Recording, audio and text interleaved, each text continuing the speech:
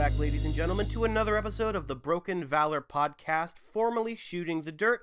As always, I am your host, Brian Shink, and today I'm joined by a TikToker, just like last week, but this time it's a little bit different. We're going to get right into that, but first, I want to let you guys know to stick around to the end of the episode, and that's where I'll discuss... I'm going to start that over, good lord. Oh, I have trouble with these intros sometimes. I apologize. Look, All right. I'll register to the journal support I have using my step out lines as comment. It's fine. All right.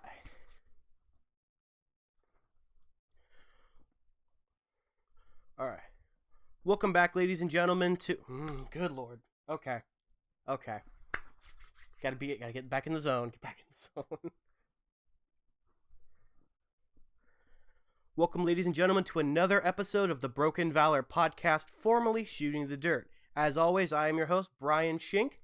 And if you guys want to learn how to make your own podcast, make sure you guys stick around to the end of the video where I'll talk about our sponsor, Anchor FM. However, before we get to that, I want to introduce our guest for this week. Like last week, it is a TikToker, but unlike last week, this TikToker doesn't talk about film. He doesn't really talk about too much. Mostly what he does is play small plastic games. So, ladies and gentlemen, I would like to introduce you to Patrick Roynick? Oh, good lord. Reineck. No. You want me to help you out, Brian? You want me to help you out? Ryan Key. Ryan Key. Thank you. There you go. All right. Mr. Ryan Key, thank you for coming on the podcast. Before I get started, asking you questions and you can start talking about what you do, I have a tradition on the podcast. Really, it's this is the second time I've done it, but I want to make it a tradition. So every week I go to the store and I get a Mexican Coca-Cola. And this week, because I'm interviewing a nice man from New South Wales, I think it was, I thought I'd show my American spirit by sitting underneath my American flag, put on my best red blazer, and open this bottle of Coke with an American flag keychain. So we're gonna see how this goes. Last week it was a crystal. This week it's a keychain. All right, so let's see how this will go. I hope I don't break it. There we go. Oh, one of these days I'm gonna have something other than a Coke, like a Mountain Dew or something. But they only sell these in glass bottles, which sucks. Glass bottles are the best, though. Not gonna lie. Absolutely. They are awesome. And I'd have a more diverse set of drinks if I wasn't 19 and I could actually buy a more diverse assortment of drinks. All right. You look a lot more mature how you open that Coke. Well, thank you. I do get that sometimes. Although some people think that I'm 14, just because of how Americans nowadays look when they're in at their teenage years. Because for some reason, American children want to look like they're adults. Doesn't make sense. But anyway. Yeah, you're looking like you're about to Russell Cattle in Red Dead Redemption now with that hat on. So. This isn't my only one of these hats. Okay, nothing will beat a cowboy. Right. Well, yeah, it's actually not my only hat. I have this one. I have a white one that I wear on special occasions, an old brown one, a black velvet one, and I have another one kind of like this in the mail, but it's a brownish white, and it's got an American flag band around, and it's got a buckle, a really cool eagle buckle where this what's it? A bullhorn used to be? Longhorn, that's what it's called. So what's the you make mention of a black velvet hat. What are you wearing? What's the occasion to wear? Do you just wear that hat and nothing else some days, or what's the black velvet hat? Well, it's not velvet. I misspoke. It's a black suede. So it's more of just like a normal fabric that a hat would be made of. But it's what I wore. Like, if you look at my Instagram, it's like the hat that I was wearing for a long time before I got this one. And now I reserve it for like if I want to wear like a stiffer hat, or stiffer, but like a hat that keeps warmth in more, because this is a hay, like a straw mesh sort of thing in comparison to that. But I think that's enough talking about me. Why don't you tell the audience a little bit about who you are and what you do on TikTok? Well, as you would have heard, as you pronounce kind of okay, my last name is Patrick Reinke. When you say out loud that I play with plastic toys, it's saying it out loud probably doesn't make it sound fun, but yeah, we've had a little TikTok channel on for since January this year, and like you said, around 150,000 followers now, which I didn't even think was even humanly possible when I put up the first ever race. Primarily, it is racing this little plastic horse set, which can be found all over eBay and all over Amazon. And we put up that one race in January. I put a bit of commentary on it, and from there, it just went absolutely viral. The last time I checked, it had over 10 million views, Whew. which I didn't think that was the reception it would have got, right? If I'm being honest. From there, though, it just sort of amalgamated into this big daily content channel. And from plastic horses on that little green track, as you've seen, we've got the Kentucky Derby one, which we can talk about. We've got Track Penguin, or as you Americans are calling it, Don't Break the Ice. I think what you guys call it. Yes. Don't break the ice. Although in America, we have a polar bear. Yeah, exactly right. And I mean, there are a lot of Americans who are quite riled up when I called it Track Penguin. I'm not going to lie, but I must have bought the knockoff Australian version. Not gonna, don't mean to ruffle any feathers there. Um, and we've I found like a couple of old retro pocket games from like the 1960s, 70s, particularly a couple of baseball ones, which were well received by your side of the world. I That's love been those. I really. love those games. I mean, I'm not the strongest baseball fan. I've seen enough movies and I watch Moneyball every second week. So I know a bit about baseball. I know a bit about making trades at the last second. So that's been really good as well. So it's been an absolute whirlwind, and to produce daily content to people who are enjoying it, and to have my first ever appearance on a podcast with yourself. I didn't think at the start of the year I'd be on an American's podcast shooting the dirt or the Broken Valor. Well, I am very excited to have you on today. It's actually it's it's crazy because so this podcast, as I told you before we started shooting, or a couple days ago I think it was, I was originally shooting the dirt. The first 4 or 5 or so episodes were filmed with me and my best friend in my car in a Walmart parking lot because like we couldn't film in his house. And then eventually we moved to in my car in his garage, and then me and him stopped. He had he got really busy, so he had to stop with the podcast. So then I tried to take it over on my own, and it failed quite miserably. But then I brought on another friend, and that went kind of well for a couple weeks, and then he got busy. And this is the 4th iteration of this podcast, and the first iteration I've actually been able to bring on like guests and people that I wanted to talk to. So last week I had on Wholesome Film Talks. He talked about like film and stuff, and I want to be a director. And then I remembered I'd sponsored one of the plastic horses that you raced in this past series, which such a heartbreak when my horse went out. I started tearing up. That was a rough day. Angus and the Stand did an absolutely fantastic job on debut, mate. Yeah, firstly, thank you for sponsoring the horse. But yeah, that was a spur of the moment idea I had heading into what was obviously the 4th iteration of the Soul Survivor series. Oh right. Yeah, don't let Jeff Probst know that I'm using the Soul Survivor series name. I'll Oh, probably get a bit of strife, but no. I think you deserve Just it. I think you should keep it. It suits the race, especially with the stick of death. Perfect invention. Like there are 2 perfect inventions in this world: sliced bread, and the stick of death. A toothpick attached to a Dyson rotating oscillating beam. Who would have thought that would actually be entertaining? But you sort of got to rack your mind to come up with sort of different creative ideas, as you know, with podcasts and TikTok. Absolutely. People always want something new. People always want something different, and yeah, you sort of got to. It's a good creative outlet. I mean, podcast for yourself is probably a very good creative outlet. For me, it's TikTok. I mean, I used to work as a TV journalist for 4.5 years, video journalist, filming stories every day of the week. So to move out of that job, I didn't really have a way to use the camera skills. So TikTok's been absolutely fantastic for that.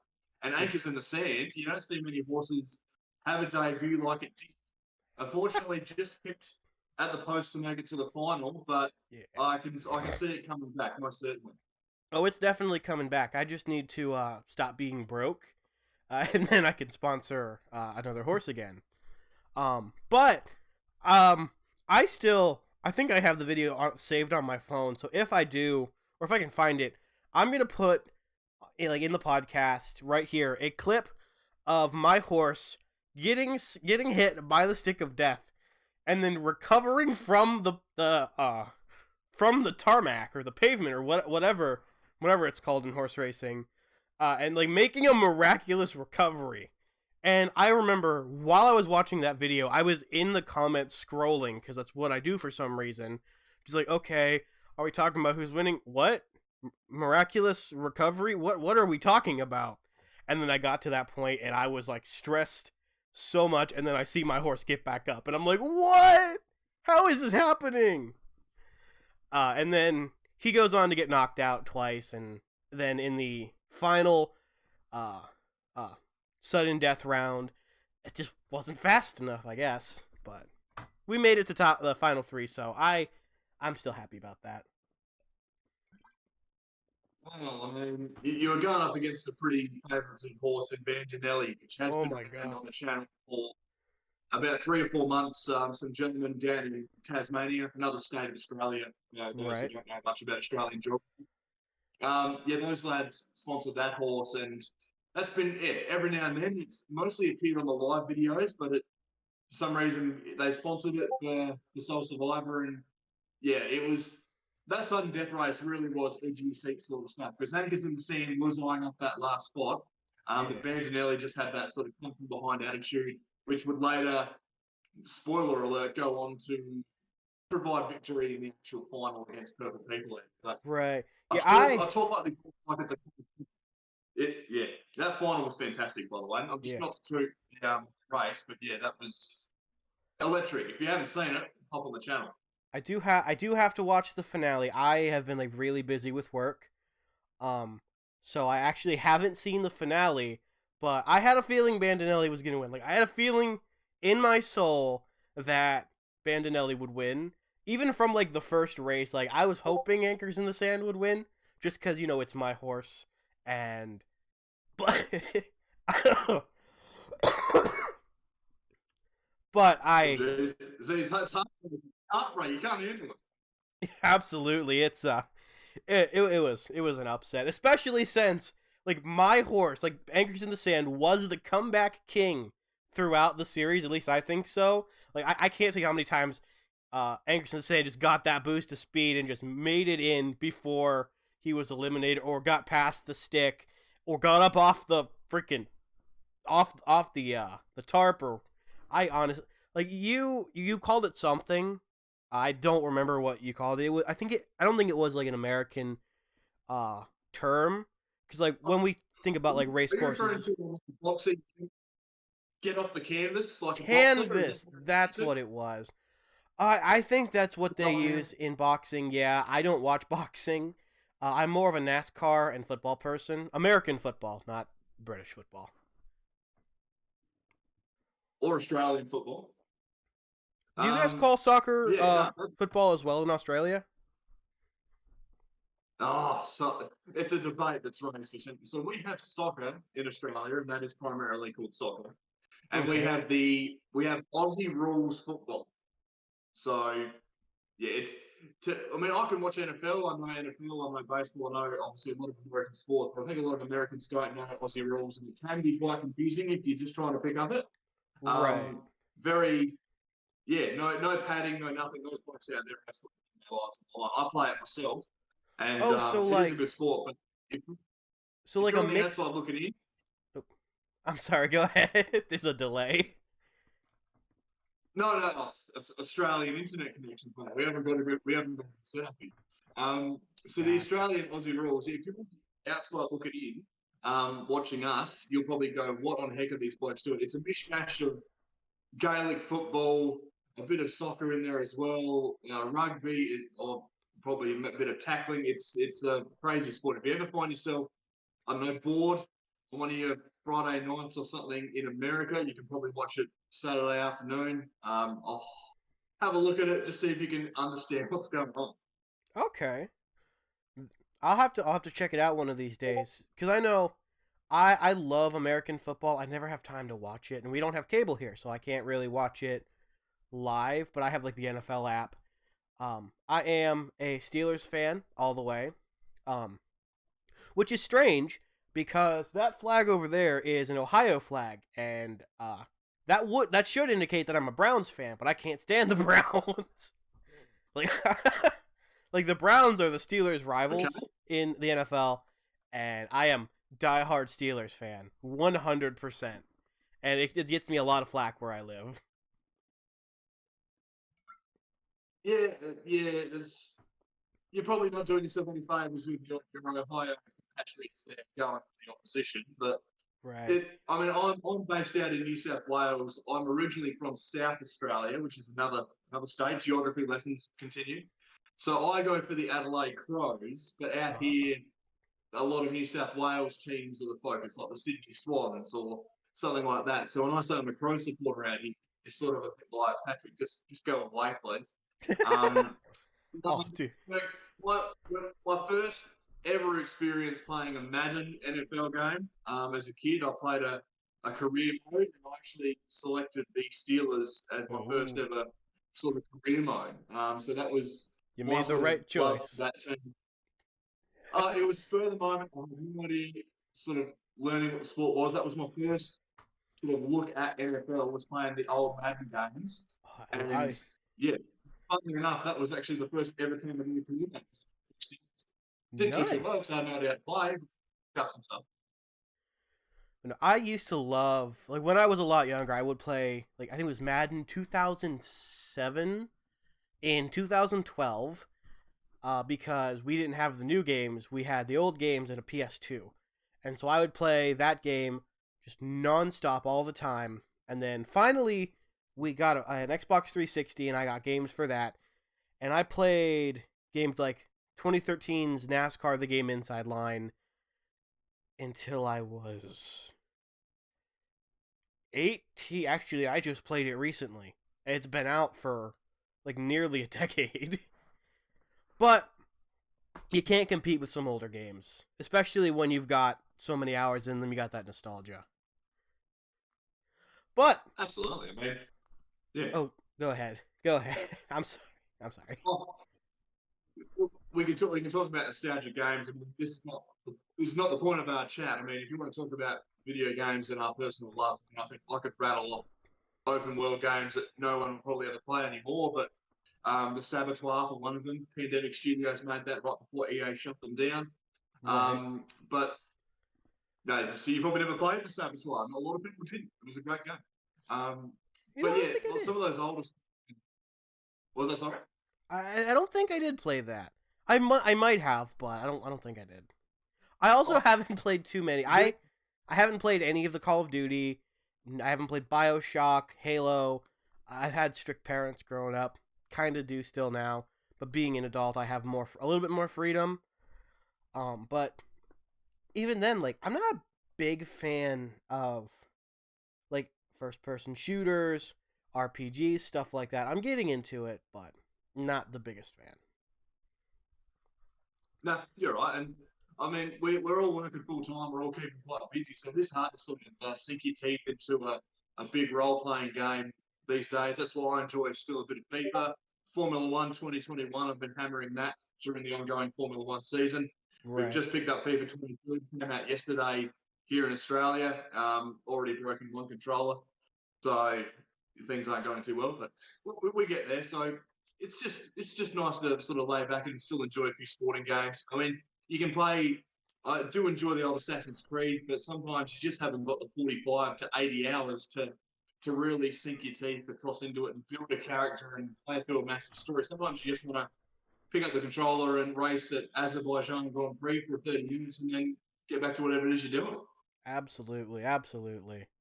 All right, but I'm going to And use this as a segue real quick. We can always come back to this at the end of the episode. But I do want to start talking a little bit more about uh, just your TikTok channel. So, so we covered that question. That one. All right.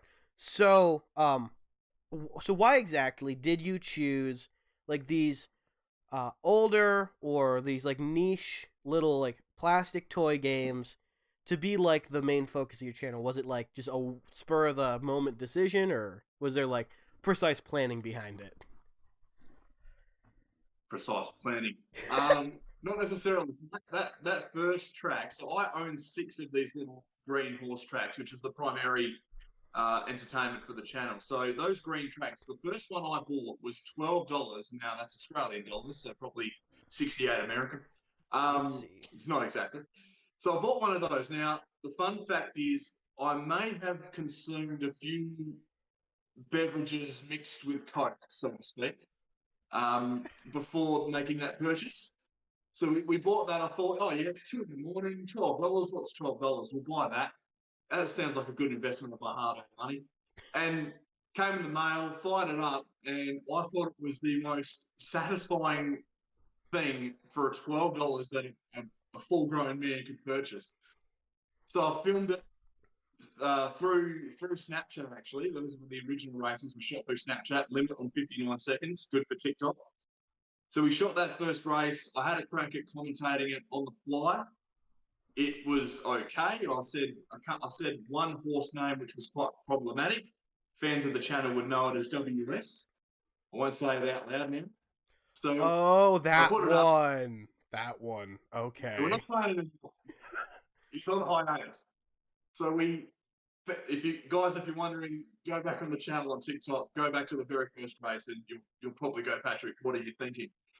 So we put that up, and from there, it only had like 100 views after 20 minutes, and I thought, all right, well, if it gets a few likes and comments, so I've done the job. Put the phone away. 4 hours later, it had 10,000 views, just skyrocketed. So from there, people were commenting saying, Patrick, if you don't do a part 2, you're a crazy person. And I was like, well, All change right. part 2 to race 2, and you might have something. So we did race 2, and then we did race 3, and then up to 24, then the Summer Survivor series, and then it all just went crazy from there. And Absolutely. you think of these old toys. Now, my boss probably won't like this, but sometimes during work hours, I'm on eBay, Amazon, trying to find new games, and I've primarily found those old baseball games, which they're affordable. That's the main thing. A lot of modern racing things are quite pricey. I did find, and you guys probably know them more for doing those vibrating NFL tables, Tudor or Tudor games. They big in the states from what I hear. It's these vibrating tables. All the little men of like these NFL teams vibrate around. It's a big thing over there from what I remember. It's And so you're looking confused. Uh, so I was on their website and I thought, oh, geez, NFL might be hard to commentate on that if it just all bumping into one another. So I discovered their Kentucky Derby track, which is magnificent investment. $90, paid a lot to get it from the States to Australia within 3 days, and much more than what the product was actually worth. International express shipping. So we bought that. That was great. Baseball games have been fantastic. Trap Penguin, don't break the ice, or don't break the ice, Trap Penguin. There's so many different things. I'm on eBay every day. Retro games. There's a few there that they look okay, but it's just a matter of just finding something a bit different than what you usually would find on your stores at Target. Now, you want something that's going to go stop people and go, wait a minute, what's Patrick playing now? What is this silly man investing his money and time? And from there, I'm open to new ideas, mate. If you've got a game that I don't know that's big, okay, send it my way. I'll communicate it. best I can. Basketball was another one I didn't expect to get traction. A Right. hybrid of basketball and football. Great. Sensational. Basketball, $25, bit cheaply made, but even that was very well received by a lot of people. And you don't know sort of what's going to go well and what's not going to go. The magic of TikTok is you just sort of have the unlimited ability to content create. Absolutely. Yeah. I looked up the conversion. So $12 for you would be roughly $8.75 here in the U.S. Which I was exaggerating. I don't know what the conversion is to like British pounds or to like Chinese yen or what all that is, but I know like $8 here gets me a sub at Subway. Gets me my sub at least. There are some subs that are like $6, $5, full on foot long sub, but just the sub. It doesn't give me the drink or the chips or the cookies. So gets me about a lunch. Or I can go to McDonald's and buy a 10-piece nugget, a large fry, and a large drink. Yeah, Which just for your no, that's because yeah, America obviously you guys have a lot of different cheap things compared to Australia. I think prices are a bit different, but then again, if we ever come to America, we want to come to America and do the tourist things once the world opens back up. There's a lot of places in the States I want to go to. Oh, And absolutely. There's a lot of places in the the States I concept want to of, go to. well, yeah. So the concept I'm most worried about getting wrong in America is your tipping. Because we don't tip in Australia. People get paid Right. wages and stuff like that. But I know that the services industry over there, I'm worried that I'm going to have to like figure out how to calculate tips when we go out to dinner. Like, I don't know if we do the Right. other channel, but that's one thing I find fascinating about America is the tipping situation. It's So that's actually one thing if I ever come. it's really easy, and I can help you with that right now. What you all you got to do is take the total of your tip, multiply it by point 0.2, I think is what it was, and then you subtract the total. That's it. So or actually no, you don't subtract the total. I don't think. So let's say the total for dinner is $170. You multiply that by point 0.2 for 20%. You tip $34. Now, if Okay. 20% is like typical for a service, I like to tip a little bit closer to 35 if the waiter or the waitress was really good. But I'm also Yeah. broke, and that might be the reason. Yeah. um, Okay. That's so 20% sort of yeah, aim. 20, So 0.2. right. 20% is that sweet spot. And as someone whose primary form of income originally was working for DoorDash, which is mostly tip based, when someone doesn't tip, you feel it. Like in the service industry, you get paid $4 an hour. Like if you're a waiter, you get tips and stuff. A lot of waiters on like a good Friday night can walk out of there with $500 in tips. Me on the other hand, Yeah. like doing DoorDash, I'd be lucky to make $100 doing 10, 15 deliveries in a 5 hour period, Yeah. which ain't Right. it ain't bad, but for orders that were over $100, I'm getting like $3 tips, which is Yes, right. insane. Okay. See, $4 an hour and $5 an hour for waiting tables out here would be you'd be opening up an investigation on fair trading. So it's a bit different down here and down under. Right. So, Yeah, I don't know why yeah. we still do we're going to pay our staff less and you just got to tip them because it keeps the food cheaper. I'd rather pay more for the food and know that the waiters are actually getting paid rather than, having to give extra money on top of the bill to make sure the waiter or waitress gets paid. Yeah. It's the same with Yeah. sales tax here in the States. Like, you don't know sales tax till you get to the register, so you have to account for that extra $2, sometimes $3 when you go grocery shopping. Like I could put 40 items in my cart, calculate out the exact price, go up to the register, it's an extra $3 because I completely forgot tip and I don't have enough in my account. The tax, sorry. Yeah, they don't put the No, sales tax on the tags. that's a bit strange. I mean, there's a lot of things you guys do right over there. Like you could buy a classic. a lot less than Australia is one thing I hate because I always wanted a Dodge Charger as a kid. Um, but yeah, that situation with the hospitality service. We pay good money for meals out here, affordable still, but the wait Right. staff is on a wage where, if lo and behold, they sort of do get a few cutbacks with COVID. They've got enough to still support themselves. But yeah, yeah, $4 an hour, $5 an hour plus tips. I'd be I mean, and I can. That's why I understand why service people might get a bit frustrated with the customer if they don't tip as well, or even don't tip at all.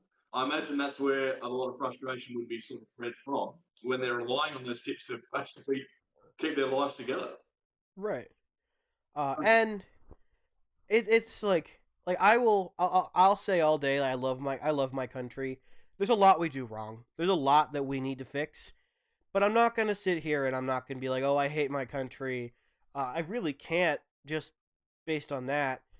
But like I love the fact that at least here, I feel like I can be free, and I don't know anything about Australia, so I'm not gonna knock you guys. I'm not gonna say like, oh, Australia is terrible. I'd love to visit. Probably won't because I don't want to die from your animals. Like that's one reason I won't go to Florida, is because like I'd rather not get bit by something that you know is like gonna kill me. I'll stay right here in Ohio. I'll take the cold winters over an alligator being thrown through my drive-through window. Uh, Is that an actual story that happened in Florida or not? Yes, it is. So there was a story that came out of this past summer. A man, I think this Wendy's in Florida got his order wrong. He found an alligator on the side of the road, picked it up, brought it in his car, got back in line at the Wendy's, went up to the drive-through window and threw the alligator in the window at the lady in the window. He then gets arrested and charged with assault for assault with a deadly weapon, as well um as well as taking a wild alligator. And that's not the only story that comes out of Florida. There's a reason that we call them Florida men. Uh, so that wasn't like an advertising 556, is it? That's an alligator. I have no idea. He, how do you, how, no, how did you, what, oh, no, okay, that's, I don't Oh, understand. What, yeah, no, I can't, I just, next topic. But how do um, you pick up a live alligator? What? there are people No. that wrestle full-sized alligators, and like they know how to get on top of an alligator, force its mouth closed, and tape up its mouth. But the alligator Yeah, that he picked up was small, it was a baby, so he was easy to like get over top of it, clamp its mouth with his hands like this. You then grab it by the tail so the tail doesn't whip you. You get into your car. I guess you put it on the seat next to you, and you drive to a Wendy's with an alligator on your passenger seat. I guarantee you, he had a gallon of sweet tea sitting in that car, and the alligator was drinking the sweet tea as well. And then he gets to the Wendy's okay. and he's like, all right, this is your stop. Here you go. Tosses him in the window.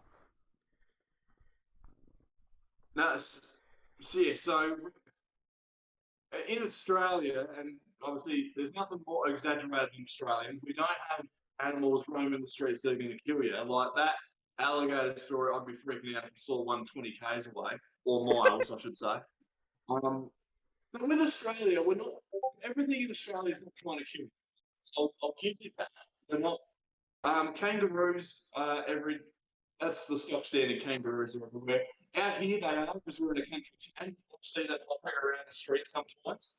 Emus as well are very stupid creatures. Kangaroos and emus mostly. Snakes are around, but just exercise caution like you with any snake. But when Right. spiders, a bit hit and miss, depends on what kind of spider you find. Best to avoid. We're not. It's nothing's gonna. You're not going to step out the door of your hotel and something's going to round the corner and take you down. We're not going to throw a live brown snake at you because you got our order wrong.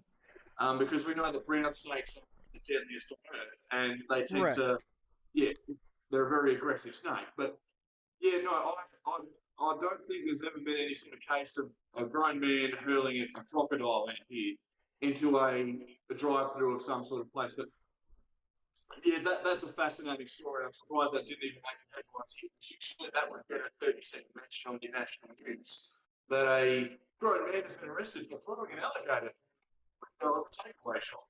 Like you would, that's unfathomable for me. But I wish there was visual of the contact.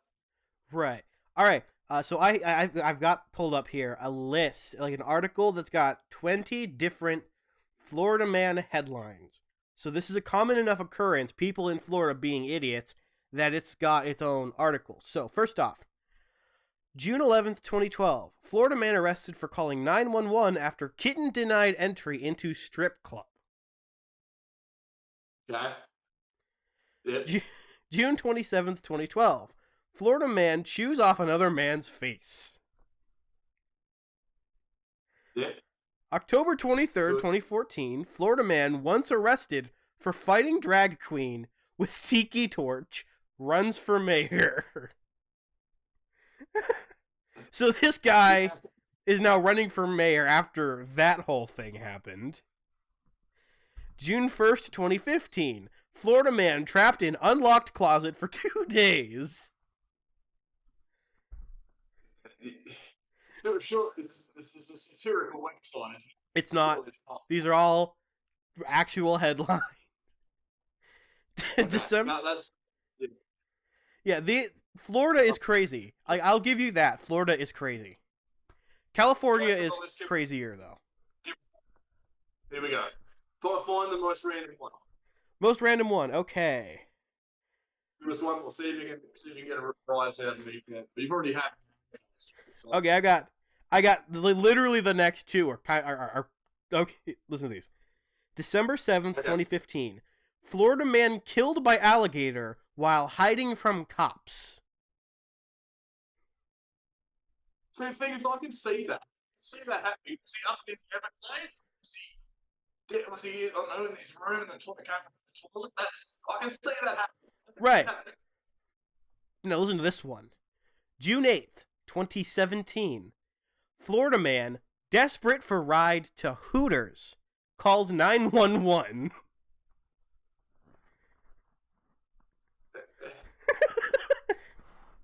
Yeah. I mean, you could probably, I don't know. That's how you can convince the officers to finish such a trip. But okay. That's Florida's a bit.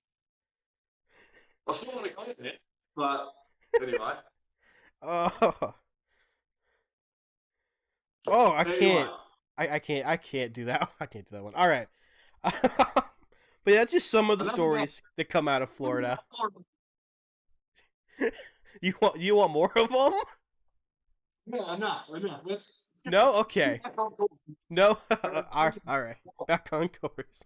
All right. Oh, all right. Oh my god. Oh, this is hurting my lungs. All right. Outside of filming TikToks, how much of your daily schedule is filled with like playing with the toys that you have, like the old the plastic games? Oh jeez. A lot of it is spent just playing PlayStation, obviously. So that's not exactly what we do. It's a lot of the time, whatever I do with toys, I'm actually filming all the time. So it is finish work, get home, and start filming content. So we do. My partner and I, we do play board games, trap techniques, and don't even film it because it is just a fun event. But a lot of the time, it is for the channel, it's for the content, and you might as well film yourselves playing this stuff on the off chance something rare happens. I think that's the best way to go about it. So, especially with board games like Trap Penguin, Rock'em Sock'em Robots was another one I forgot. Rock'em Sock'em Robots is fantastic. I love that game. Great investment of money on that one.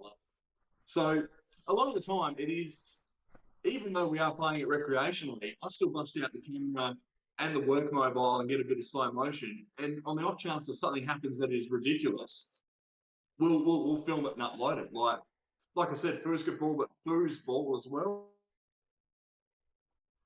Look in the field, one have a look in the action in slow motion, and if I've got a bit of time, I'll just cut it together and you got yourself a video. So while I do mostly play on camera, there is still a lot of fun. It's not like it's a job. It's not hard work. Right. Filming yourself, yeah, playing toys. There's a reason why it's been going since January and I'm uploading every day because it is just ridiculously fun Right. to film these games. And now, do you see if your channel gets like big enough, like let's say overnight your channel hits like 500,000 or like a million followers? Do you think that if given the opportunity, you would want to make doing this, whether it be for TikTok or for YouTube, a full-time job, like the thing that makes you your money? Oh, absolutely. If it ever got to that, it would be an absolutely fantastic thing because yeah, it's a truly lucky person who enjoys what they do as work because that person would never work a day in their life if they enjoy what they're doing. Absolutely. So I work in real estate now, which is obviously filled with a bit of tedious, but it's still an enjoyable job. But yeah, getting home and getting behind the camera, filming content. I'm a bit of a filmmaker myself. Done a couple of short films, not to toot my own horn, Go but ahead and filming with two. cameras. Yeah, well, filming with cameras, commentating on things. I might have a potential to actually commentate real life horses towards the start of next year, which is an exciting That opportunity, is but really cool. very extremely nerve wracking. Oh, I bet. So, yeah, ultimately though, if I could film content and have it as a full time job, that'd be immaculate. Honestly, like something like that for somebody who likes it as much as you, um, I I 100% support you being able to make this a full time career. That's why, like, well, first I wanted to sponsor the horse because I wanted to sponsor a horse, but also because I want to make sure that you can make money doing this because it's something that you enjoy. You've got that perfect voice for commentary. You know how to commentate on these sort of things. It's like you deserve a little bit of kickback. And I'm watching these for free, so might as well give you a little bit of money. See what you do with it. And and that's the thing. I mean, Lord knows I do it for the love of it. And you know, when I go live on TikTok, random people are sending those little emojis that have that diamond value, and you go and check your balance, and you've earned $36 from doing an hour and a half of live video, and it's a very humbling thing. I mean, I don't do it first and foremost for the finances of it. I do it because it's fun to film stuff and test the creative outlet and actually be able to get home from work and just get the camera out and start filming. So I don't do it. I've never done it for the finances of it. I mean, ideally, it'd be great to have like a company or some sort of local business sponsor a series of races for a few dollars. But ultimately, that's just, I mean, it'd be advertisement for them and yeah, a bit of kickback for myself. And I've tried Right. to set up a couple, and there are a few things in the works. But ultimately, I'm not trying to get the sponsorship for the money. It's more just another creative outlet. There's a company which a lot of people probably see on TikTok. It's called The Coldest Water. You've Oh probably seen it yeah, on TikTok. I've seen It it a sponsors a lot. lot of different people. You see those bottles pop up all the time.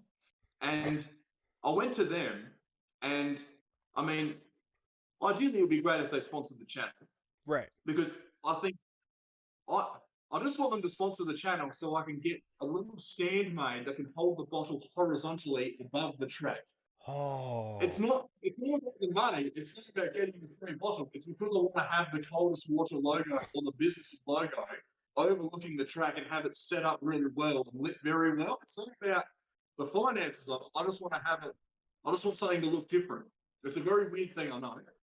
Um, I've spoke to them and they said, "Oh, Patrick, yeah, we love what you're doing, but we can't really sponsor anyone outside of the states right now, and we'll get in contact with you when we can." Right. So that's exciting. But ultimately, it'd just be great to have a business or one of their products as the backdrop. So I've got the Castle Doing Reinke races sign, which is good. But yeah, it's more about just the creativity of it, the different looks of things, and to be able to have product and say, "Oh yeah, this is brought to you by this company," but have like their product behind the track and doing whatever. It's more about just just making things look different rather than, oh, I get a kickback from this. It's, yeah, just about just having a go and just being creative. Right. And that's actually that's really awesome. Like one of these days in the future, if and this is a big if the podcast ends up going where I hope it goes, and I can start like bringing in like more like bigger and bigger people, or just people that I like to talk, Yeah. I would love to talk to, and the podcast takes off, I would love to sponsor like a series of races on the channel, just like this. I guess Soul Survivors, uh, like Castaway Island, we'll say, sort of thing.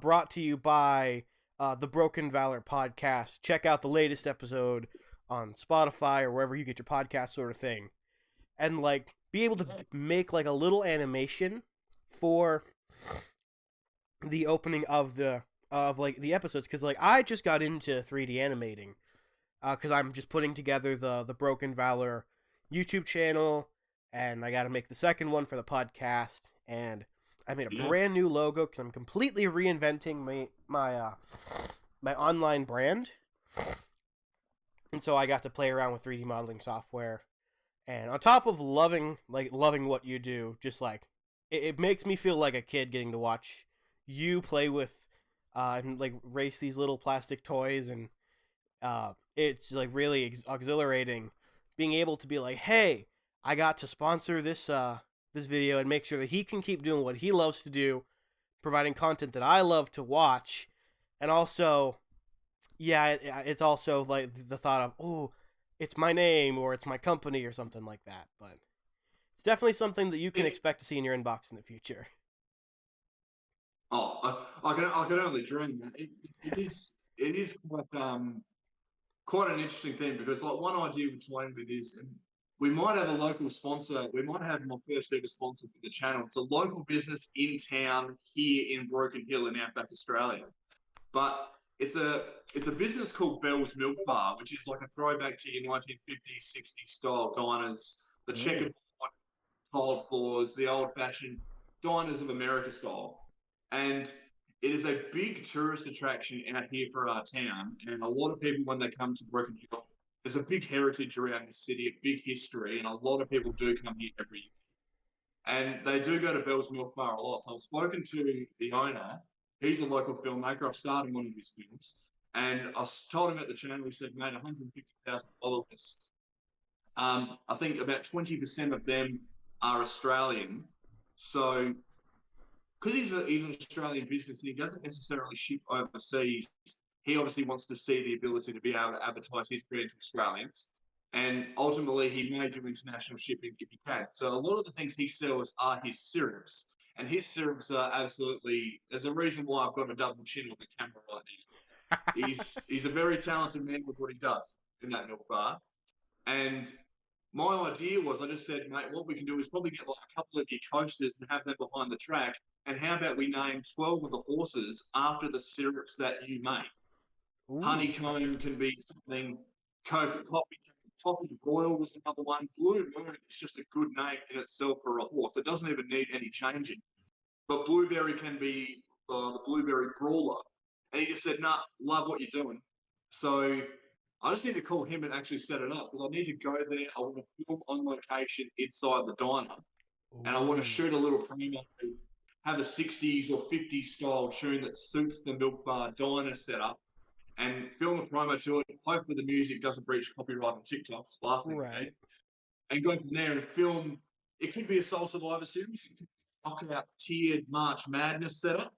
It's, I mean, I'm open to all ideas, but the original concept was just how about I name a bunch of horses after your syrups and then have a link in my bio about where people can go to buy the syrups. And if you offer international shipping, like the Americans can message you. And lo and behold, he said, oh, Patrick, how much would you be looking for a sponsorship of a race and for a series? I'm like, oh, I don't know, like 20, $30. He said, no, I'll give you a lot more than that. He said, no, I don't know. I don't know I don't know what people Oh, sponsor me. right. No, I'm not laughing at that. I promise you. I'm not laughing at that. Because So, I don't know anything about sponsorships either. and that's the thing, like, I mean, when you sponsored Anchors in the Sand for $5, and all of a sudden 5 people ended up sponsoring horses at $5 each, that was 5 times 5. Patrick, that's $25. How did I Right. wake up on that? It was. So It's actually in total. that It's more than 25 because I sponsored for little bit more than 5, but I'm not gonna announce it on camera because not pushing not pushing anything. So and that's the thing. So I need to have a chat to him about it and go there on film on location. right, That's a very specific and local business, but I'm sure there'd be some company out there that one day might get in contact and say, Patrick, we love what you do. Can we put our brand behind it and sponsor a series of races? I'm counting down the day till that officially happens. It will be a right, very exciting time because it will, I don't know. I mean, I'm creative and crazy enough as it is. But if they say, oh, Patrick, we want to put something behind, we want to give you a product, we want you to have come up with it. I wanted him to go and work anymore. I was falling in sick for a few days and then just start mapping out how I'm going to do it. So ultimately, though, as I said, it's not about the financial benefit. It really is the love of filming ridiculous content and screaming to the top of my lungs sometimes, plastically, yeah. to Sometimes you my gotta do neighbours. that. Yeah, look, I have neighbours, and obviously, as you've known with the live, if anyone's watched the live video, I get right amongst it and get quite excited about it. And I've yelled out some names of horses that I'm not too proud of. Um, at close to midnight here, because obviously I was streaming around 10 o'clock on Australian night, which means good morning to you. Obviously, it's morning now, so good night to you. Right. Yeah. And I mean, when you can just imagine my neighbours are next door and they might be up, they might be in bed, but they must have heard me yell out blue balls at least once, very loudly. Blue balls is making it. I was like, no, you don't really want to hear that. And then there was So I that had one horse this Soul Survivor season. It was I think it was Michael uh Mr. Cox, first name Michael, surname Smalls. yeah, Which I'm sitting there there you listening go. to it. I'm like, of course, you can't open something like this up to the public without somebody putting something like that in. Well, I should have stipulated the name should be kept R, but that's he got his name in right after that the sponsor of the horse video went up, and that was before I Right, could stipulate keep it in. right. Parental guidance is advice for young viewers. So he But was now lucky you've he got snuck in that with that.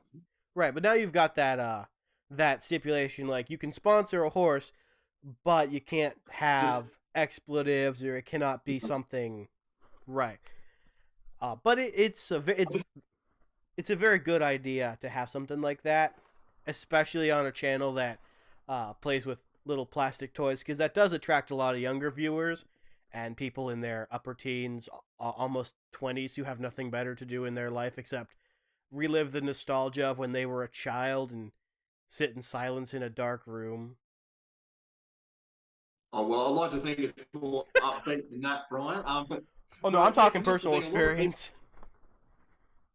yeah, a lot of people saying they remember playing with these little vibrating horse tracks when they were younger at their grandmother's, and then I immediately message them saying, "Where is it? Where is it? Let me know where it is. I'll buy it." Because there's retro ones that are brown. There's a couple of ones that are white with blue and yellow, but they're extremely rare. I think one of them on eBay is worth $4,000. So if you ever have one, let me know. Um, but a lot of people have been kicked into nostalgia of the desktop derby classics. A few people, like I said, got riled up when I had Trap Penguin. Rock'em Sock'em Robots immediately reinvigorated a lot of people because people forget about these games because they go about their lives and yeah, go out of their youth and enter into the workforce, and then all of a sudden they're growing back saying, "Hey, remember these toys? Here's me screaming at them." So that's the thing.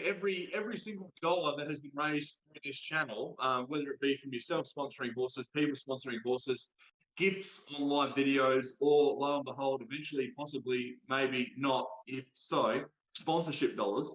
Um, every single dollar has gone back into the channel to buy little things like lights or toys or games. The baseball nostalgia game, that 1960s Tommy Pocket handheld baseball game with little steel balls in there, which kids not from the 90s would have been played. This is a generation before that, they've been well received. And I remember when that first baseball game went up, this Tommy Pocket one, uploaded it, commentated on it. I think it was the Yankees versus the Giants because I don't know. A lot of people commented saying, "What was it called? What was it called? Tell us where it is. Where can we buy it?" And I remember the one I bought was probably the best of the 7 I could find on eBay America. And then 1 week later, I checked on eBay again to see if I should buy another one, and they were all gone. Ooh. So I think it might sort of invigorate a bit of nostalgia that people end up going and buy them. A lot of those desktop derbies. I bought my first one for $12. They're now $40 on Amazon, I think, and a lot of them are always sold out. So I think if people are having a bit of fun on the channel and just enjoying the content, that's one thing. If they're willing to donate, that's even better. But not, you don't need to. And if you're just having a bit of nostalgia, and you might even get an idea to buy something for your kids down the track, I mean, that's a very humbling thing if that actually ever happens. So yeah, it's been very fun so far. It's a very enjoyable part of the life, which I didn't think would actually take off. Right. And that's always what we strive for, something that we enjoy taking off in a way that can make us money, or just be something that we can do on our off days, something that will capture our imagination. Now everyone hopes that they can make money off of their hobbies and the stuff they enjoy doing, but not everyone can. um I am a perfect example of that. I've been trying for 10, 11 years to get some form of internet uh thing off the ground. I built a YouTube Yeah. channel. Up until this point, I've gained 56 subscribers on my YouTube channel, which it's not bad, not good by any stretch of the imagination. But I finally decided that I was going to rebrand, try some new content. I'm reinvigorating the podcast that I wanted to do for a while, and I'm getting into music. So hopefully, Yeah. I can force my dreams to come true. If not, I'm perfectly happy being a middle class dude who's got a small podcast, brings on some people that he enjoys watching and talking to, stuff like that.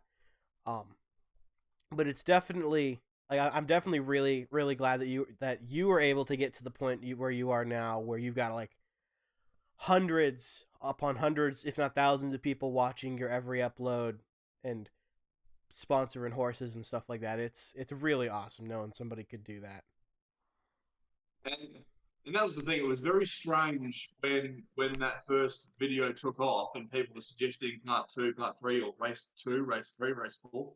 And from there, we've had like different ideas. And that is the tricky thing when you're a content creator, is obviously coming up with new ideas that are fresh and different. Hence the Stick of Death Soul Survivor series, and buying more tracks to have 36 horses race at once, which literally gave me an aneurysm, because trying to memorize 36 names over the space of 60 seconds is quite hard. Right. But we got through it. We survived. So yeah, I never would have thought at the start. I mean, I set up TikTok long before that, and I uploaded a few videos of myself being a journo, stuffing up the lines, and just having an all good time, and liking other people's comment and then content, I should say. And then we did that race, and then we did race two, then we did race three, and four, five, up into the 20s, and then I started thinking, all right, let's see if we can do a series. The Australian Open was on back in January, so we did like a mini little knockout, and then from there it absolutely went gangbusters. When I got the ability to start going live, I did my first ever live video, and that was extremely nerve wracking because you sort of got nowhere to hide when you go live. I mean, right now, it's still a nerve wracking thing talking to yourself, because I feel like I'm over talking, or I'm talking over myself, or I'm Right. repeating myself. So it's still quite nerve wracking to go live. And when I did my first one, I had no idea what I was doing. I had no idea how to set up, or the importance of lighting, the importance of audio, the importance of backdrop.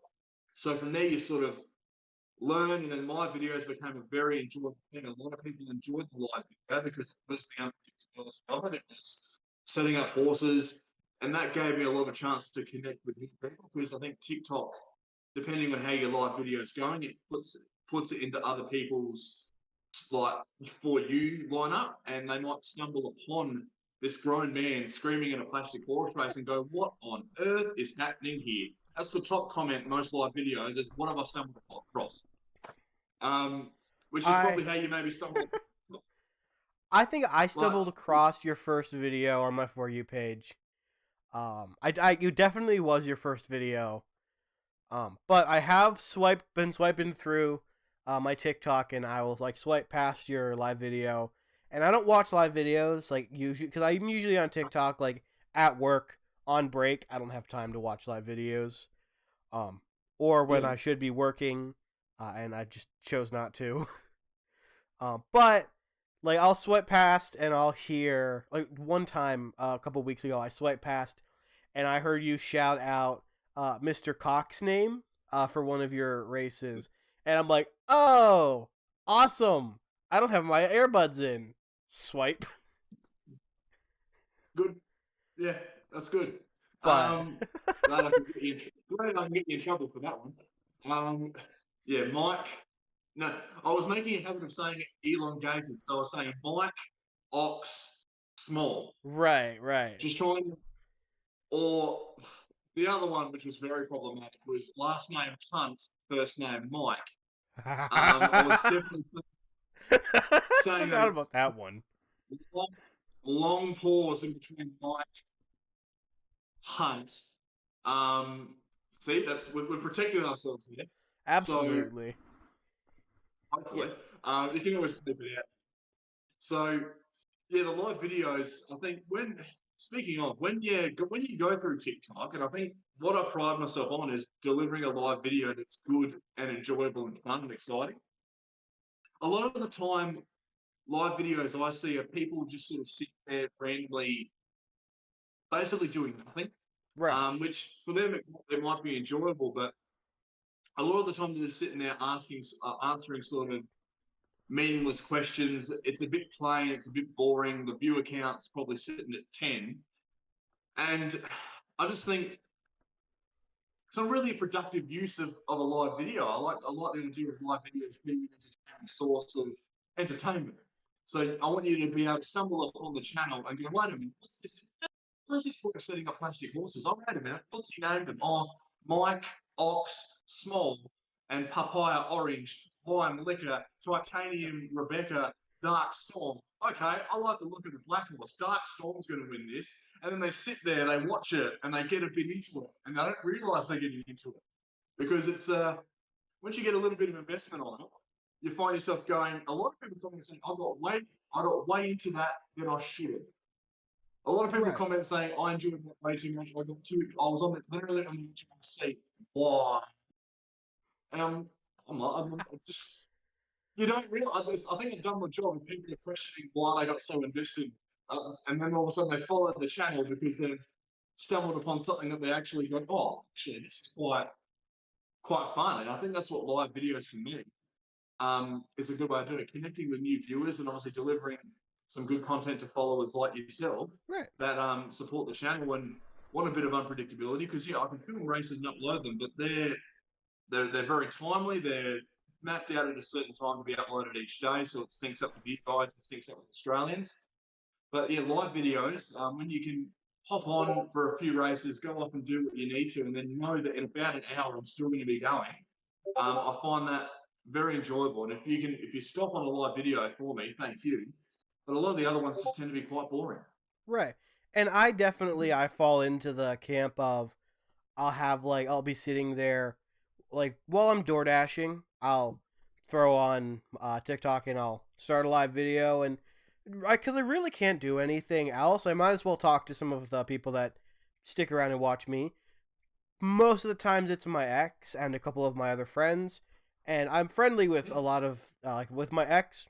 I'm very friendly with her, and some of my other friends are on there as well. But sometimes I get some newer people who stop by. But I want to start getting into more like So I've got a treadmill in my basement, and I have a whole tub of monster trucks that I Oh, used to collect. So like American monster trucks, like you got Gravedigger, Maximum Destruction, Time Flies, Backwards Bob, all of these guys from the Monster Jam TV show. And all I want to do is turn on that treadmill and just be like, there you go. But I don't have the time for that because my day is Oh yeah, mostly taken up by the factory. Then I come home and I'm working on my channel, on my YouTube channel. I'm getting all of that stuff ready to launch. And then on the weekends, last weekend I had Mr. Wholesome Film Talks on. This weekend I had you on. And I'm just talking with you about a bunch of the stuff that you guys are interested in. Um, and so most of my week is taken up, so I don't have time, except maybe Sundays. But even these past couple of Sundays, I've had stuff going on. Hopefully yeah, that changes, but I yeah. don't see it And changing anytime soon. I mean, when that's why I've benefited from a new change job because, like I said, I was working as a video journalist too. So that's when you're doing it all yourself. You got to find your own stories. You got to film them all, edit them all, write them all. And when you're working in a small town of 16,000 people and you're going to do 2 stories a day, 5 days a week, the news content gets quite scarce. So I found myself working outside of regular hours and working on weekends.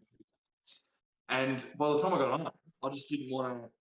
I could barely content on my TikTok channel. That was well before, obviously, all this started.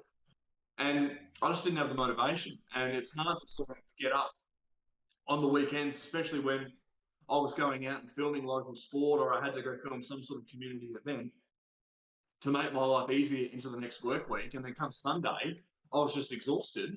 But you just don't really want to set up a treadmill and race monster trucks. I mean, it's a good idea. To the day, I see that, and you send me a link to it and say, Patrick, can you duet this? And I'll be like, damn well, I will comment on this. Because yeah, I noticed there's a few treadmill races that go on Right. TikTok, but no one's ever. Like, monster trucks could be problematic, which is the best thing because Absolutely. they should Because all stack it and fall over and crash. that's what So I'm hoping I don't for. know. I don't know how the monster trucks are, Yeah, that is but that is what I'm hoping for, is for them to just cause mayhem. Cause like I'll be scrolling through TikTok, and this is I'm willing to admit this. I'll be scrolling through, and I'll see that there's this one guy. He races pool balls on his treadmill, and I'll stop on his live video. I won't click on the live video. I won't go into it, but I'll stop on it, and I'll sit there, and I've sat there for an hour and a half watching him with pool balls, or I think you guys call it snooker in oh Australia. yeah, no, pool, Oh, snooker, pool. billiards, Okay. Yeah, billiard American balls. chess. That's what it's called. But he just has Yeah. like an entire set. He puts them all on the treadmill while it's going, and he drops cups on the. It's also it's mesmerizing. It's incredible. And it's just like it's so easy. Almost every American family has a treadmill.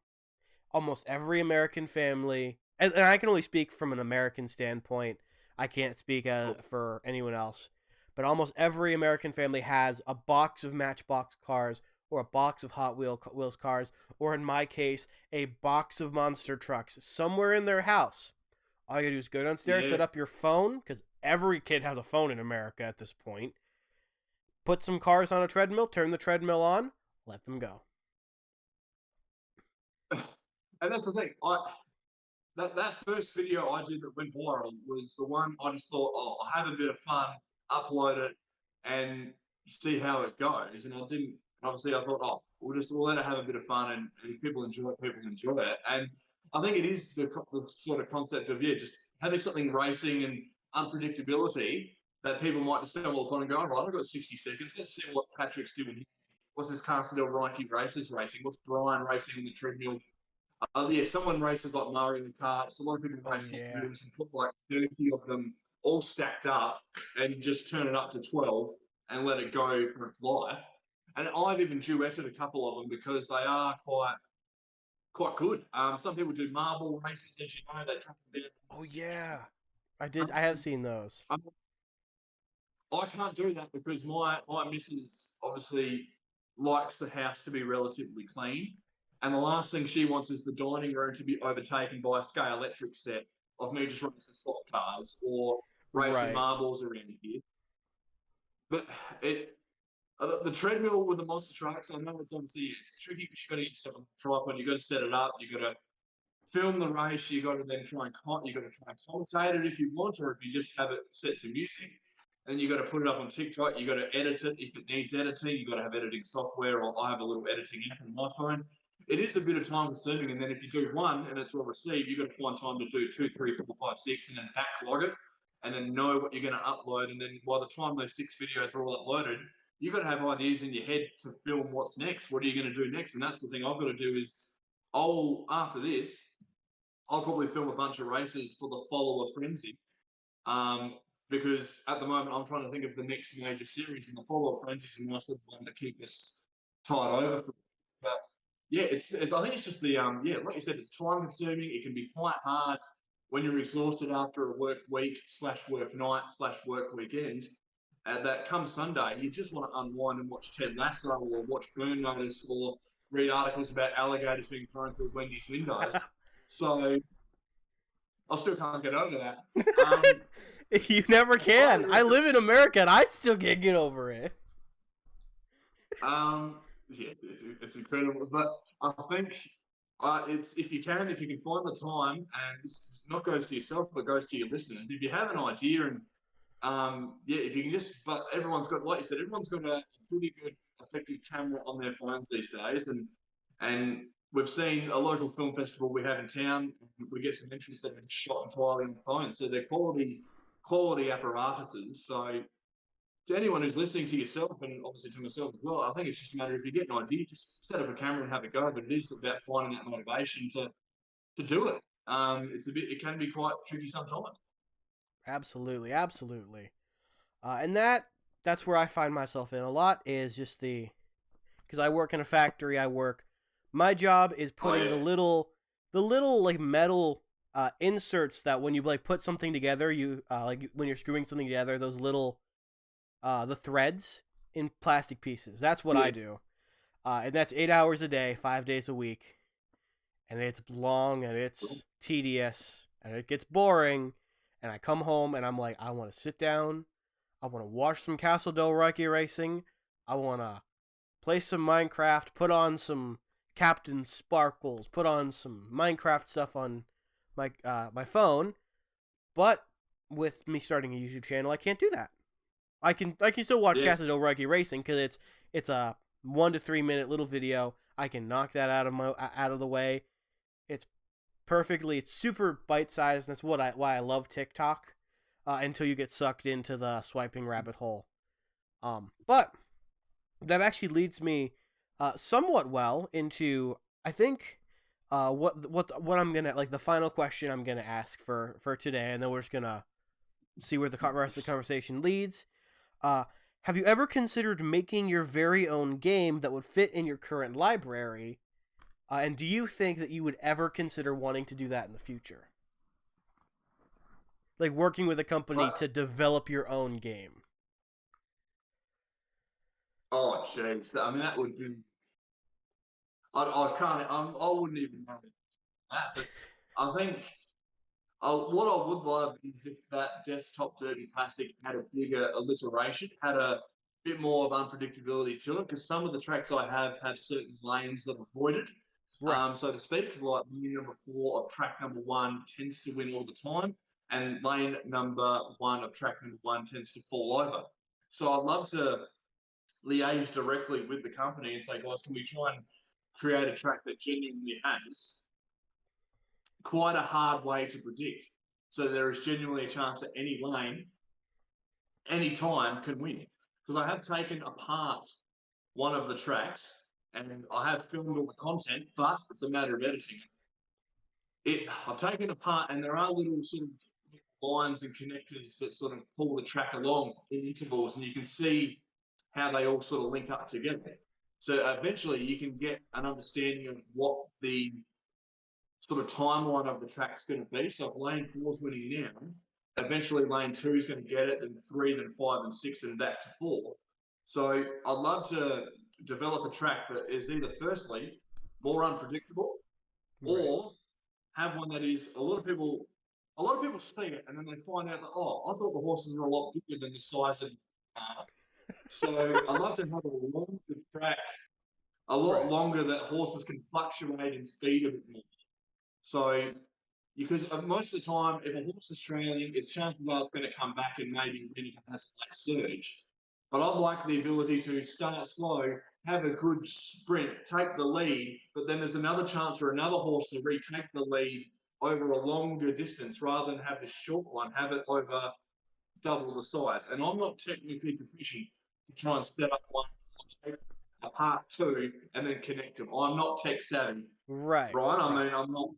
I mean, I did a bit of woodwork and a bit of electronics at high school, but I could not run the risk of disassembling two of my tracks to then try and stick them together and run the risk of breaking bad. So Right. I think ideally, if I had a chance, I'd love to develop another one, another desktop derby, but have it more unpredictable and longer so that people have a bit more entertainment to it. Though they might go a bit longer than 60 seconds, but if there's more unpredictability to it, I think a lot more people will stick around because then they know Absolutely.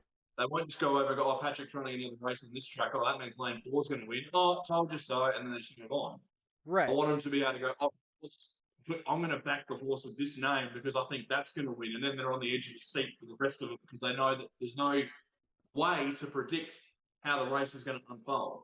Right. So, yeah, and that's why I like that Kentucky Derby one because that's an oval shape. And granted, the obvious thing is the inside track's going to win. But because the vibrations can vary through that little board, depending on what surface you're on, if there's cushioning underneath it, and the horses are a bit high and have a high center of gravity, that means they fall over a lot and sometimes don't vibrate enough. There's a good amount of unpredictability in that because it's all on vibration from a little motor and it's Right. based on these plastic horses and the sensitivity. There's little tabs underneath the horses that react to the vibrations, and some are slightly more bent than others. I don't know, and it can be quite varied. So that's why I need to bust out that track a bit more, and I might even do that this afternoon. So Right. yeah, more unpredictable and longer. Let's have some endurance Definitely. races on. Now, so the reason I bring it up is because I had this awesome idea for, so like it's pretty much exactly the same as the tabletop derby that you use usually. However, the end of the track is removable by design, and there are other pieces that you can then attach. So one piece, it could be like the horses get onto this Ferris wheel and they get in this cart and it takes them up and around and down onto the next one. And if they don't vibrate off, they have to go back around the Ferris wheel again.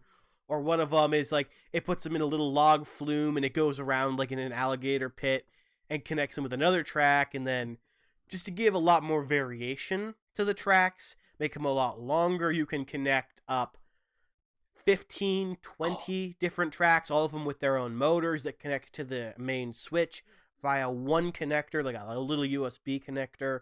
So that way you turn it on, you open the gates, they do that initial stretch, and then it's just like a Ferris wheels and log flumes and maybe a roller coaster ride. Uh, that would be Yeah, something I would love to see if that's even possible to make. I don't even know if it's possible, but it would be amazing if it was. kind of like a mishmash of like your Scale Electrics / Hot Wheels, like how they've got Scale Electrics is eventually you can connect certain different chicanes and corners and tracks and little sort of crossover points and everything, and then also Hot Wheels has the ability to just go absolutely crazy.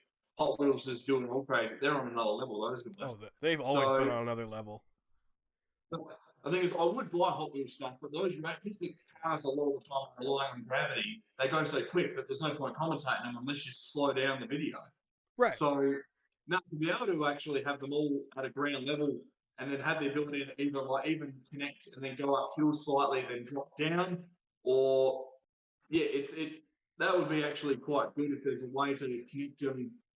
There's another kind of racing track I found online that has a figure eight and it goes down. It's like a little mini motocross thing. They're all on gravity still, and there's a little chairlift ladder that brings up the bikes and then sets them up, and they go down and they do it again, and they can drop down on this little track, bringing them up at random intervals because it's how it's set up. And I want to buy that, but it's obviously a bit pricey in America, of course. Right. So Right. that's a good setup because that looks like it's got a bit more application to it because there's a little motor that brings them up. But with that, if it was even theoretically possible, I'd love to explore the fact that you could connect and extend a horse track out and have them do all sorts of different things. It would be, because I mean, at the moment, you've seen me, I've done the backwards race, I've done the slightly uphill race, I've done the downhill race. The downhill race took 2 seconds, the uphill race took 3 minutes. That is true. Because it was like that, and I just made it go like that, and then all of a sudden, all the horses were really straight. So, Right. and then we did there's a board game called Rock Me Archimedes, which is a very sort of balanced tactician mini. It's kind of like the NFL. You get balls into your end zone without making the thing tilter and hit your playing surface. So, well, I thought, what happens if I put that right above the center of it? If the horses got to the end, would the track start tilting? And lo and behold, it did, and it was crazy. But that was a bit of a setup because I had to set up the board game, and you have to make sure it's all framed in properly. But I think to be able to connect a Hot Wheels Scale Electrics, have that for horse racing, I mean, it might be $1 million idea, it might be a choking hazard, we're not too sure. But I'll definitely take the risk of a few kids popping up a horse if it meant having a different kind of set for kids to play with. And myself to play with, so I'm a big kid. Oh, I just had an awesome idea. If you could somehow mix like 3D print custom Hot Wheels cars with little slots in the top that you can put the horses into, and then you put those on the Hot Wheels tracks. So then you've got the horses, which are usually used for transportation, inside of a vehicle on a Hot Wheels track doing a loop. Oh, that would be incredible to watch, if I'm being honest. No, if only. I mean, if I had the finances, if I had the ability to connect with these companies, maybe one day down the track, if we can get up to a few hundred thousand followers, they might listen to. But at the moment, we're about to hit 150K. We're very close, 147.9, but who's counting? 150K. We've been pushing for that for a while. It's been really good actually, and everyone's coming on board and having a good time. Like I said, I'm on the hunt every single day of the week looking for things and scouring the deeper realms of eBay to page number 27 of the search horse race game and finding some ridiculously vintage ones, which are very hard to come by. Speaking of which, I did find a horse scale electric set, but very, Right. very Very pricey. pricey. And controlled by remotes, and there's only 2 of them. Ooh, And they okay. sped along. It jumped over fake steeplechasers, but yeah, it just looked. Firstly, it looked hard to set up, and also it was quite pricey. Right. So there's another Tudor Games one, or Tudor Games, I should say. They did the Kentucky Derby one. They did a vintage one in the 60s or 70s. Another vibrating one where it's an interlocking 4 little mini cars start in the corner of the playboard, and then all these little tracks that all interlock. The vibrating motors underneath, you turn it on, and the cars set off at their designated lanes, but then they all interconnect, and they're all trying to get to the finish point up the top. And I've been looking at it, and I've been looking at it for weeks on end. It runs on an American PowerPoint, which we don't have. We have different PowerPoints here. Right. So I need to get an adapter, and we need to figure out if the bloke ships it to Australia. So Right. it looks like a fun one to buy. That might be a new addition to the channel, but we need to see if the person can send it overseas to the country where everything's trying to kill you. We'll see. That is.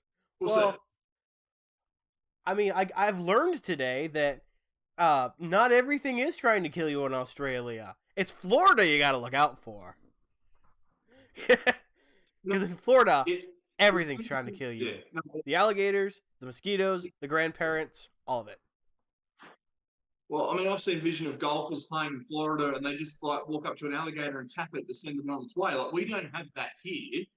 No, we have, yeah, like I said, we have a few snakes. This year, it's at this time of year, it's magpie swooping season, so they swoop you if you walk near them.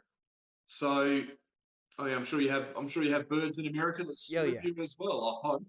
Hmm, most of our Um, birds stay out of our way because we have well, no, they no, don't fair mess point. with Now, out us. here, guys, this time of year, they've had all their kids, and if you get anywhere within about a couple of a mile or two of their nest, they will scope you and they will come down and take the top of your head. It's Ah, very so that's why this time of year you might be going for an afternoon walk and you see people holding a tennis racket, you'll see them holding a stick. People riding to work will have helmets on, but then they'll have zip cable ties tied through the holes so they're all spikes on their head because magpies come down and clip them. right. And the funniest one I saw this year so far was the postman on his little moped motorcycle was going door to door delivering. And as he went through the streets, this magpie just kept going, just hitting his helmet. And he didn't even bat an eyelid. But this time of year, it's not probably safe to go outside. That's all I'll say. Right. Um, If they're us not. If us Americans had to deal with that, we would all have our guns drawn. And like I looked this up the other day, and this is slightly off topic. There are literally more guns in this country than there are people, and it is awesome. Oh, shit. There are 330 odd million people in America, and we have upwards of 400 million guns. Well, in contrast to Australia, we can barely get an airsoft gun these days. So, Oh, right, um, right. yeah, no, we have very strict laws here that anything that kind of resembles a firearm is classified as a firearm. Oh, that So, sucks. so yeah, Oh, so now the hottest thing was actually gel blasters, which is even a step down from airsoft, which you might know what gel blasters are. I do Um, not know. that so a gel blaster, tube it if you want to when you get a chance. On listeners, YouTube to understand, but these tiny little small pellets, you soak them in water and then they Ooh, expand, like Orbeez, I think in America. ooh. Okay, I'm listening. I'm So, listening. so they're little small ones, like about on a 5 millimeter, 6 millimeter bit and little spears, and you put them into a magazine, battery in, and it just shoots them. They're little, they clip you, but they're not painted. They're like very tiny paintballs, but they're not paint. They're water. Hmm. And they're fine. They're not. I mean, if you shoot it in someone's eye, yeah, it's going to hurt. But Right, most of the time, everyone's responsible. But the Australian government does not like them because they look like the real thing. Because they're designed to look like an assault rifle because right. that's you don't want to be walking around with a high fluoro yellow toy. People want to look like they're holding the real thing. Right. That's why I love airsoft. Problem, you have one or two people every now and then who think they can walk down the street holding them and out in the open, and immediately everyone panics, the police panic, and then the government comes in and says, no, no, no, that's an imitation firearm, and an imitation firearm that resembles a prohibited firearm is then classified as a prohibited firearm, so banned.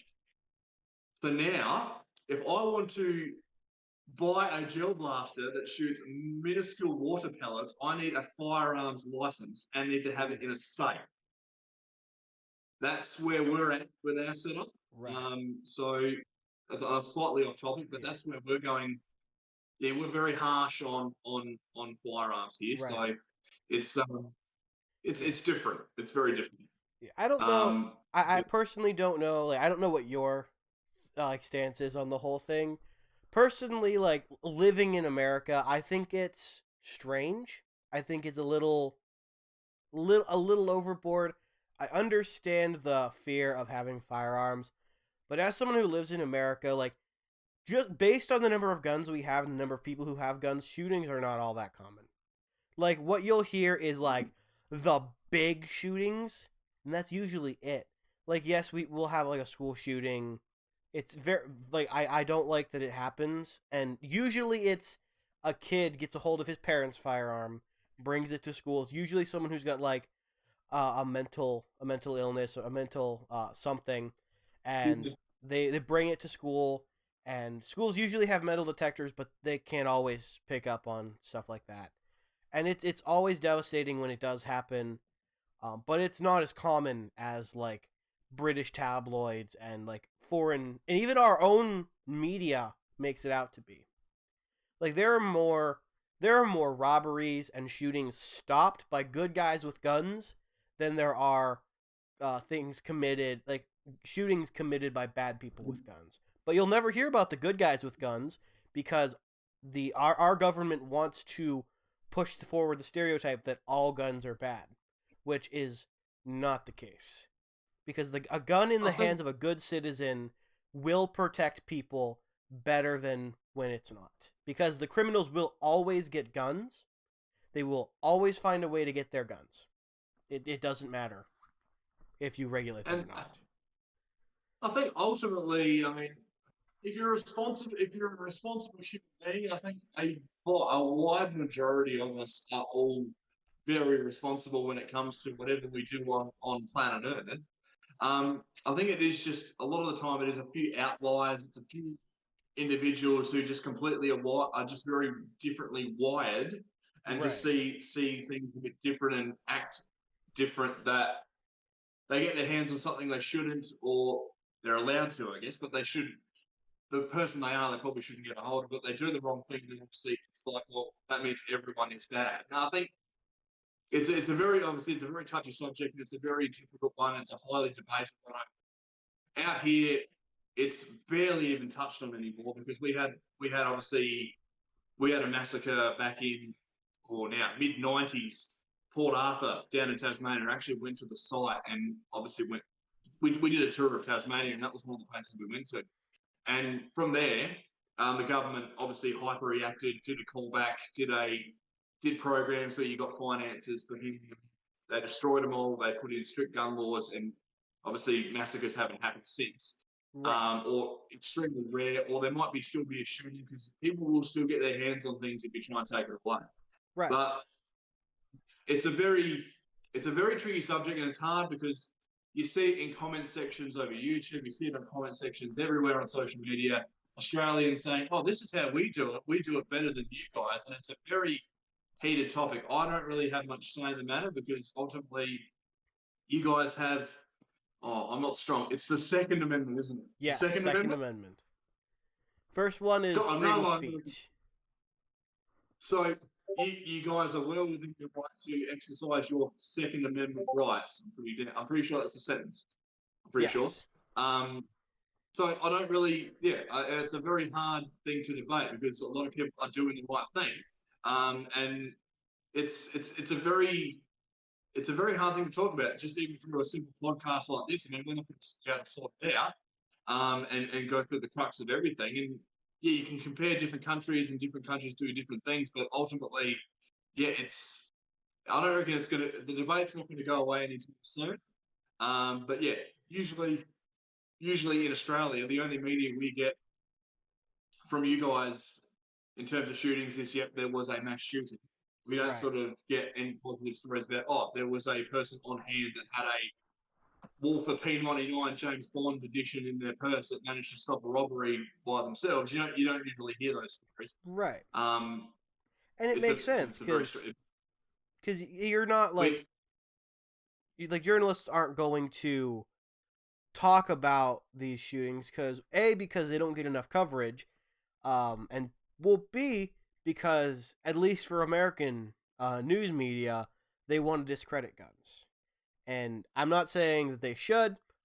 I don't agree with a lot of what American news media does, but that's just what happens here. I honestly wish we would all get back to just this is what happened. That's it. But it's not how it, the news works anymore.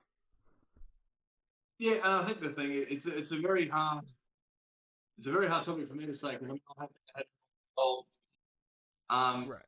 in a shooting or had relative or had anything pass away through it. So if lo and behold, a family friend of mine or a family member was involved in one, and obviously was killed in one, then I'd be asking the question: wait a minute, how did this person get access to it?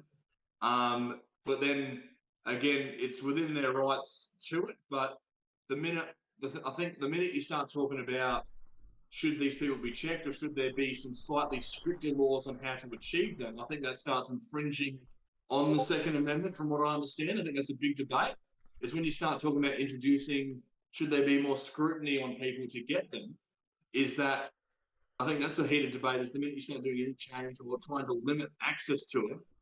I think, Yeah. is that a thing that's quite debated over there right now? Um, to a degree, I guess like so. I'm gonna like you can probably assume I'm further to the right in my country than uh than the left. I'm more of a centrist on a lot of issues. But when it comes to Second Amendment, it is a heated argument as to whether or not more regulations infringes on Second Amendment rights. I'm of the camp that says like you can't regulate what I own, but you can make it harder to get it. Like I believe that I should be allowed to go out and purchase a jet, like a private, like a jet that's used in war, like a or like a tank. We'll say a tank. I should be allowed to go and purchase this massive like driving gun if I wanted to, if I had the means to do so. That doesn't mean I'm going to be able to.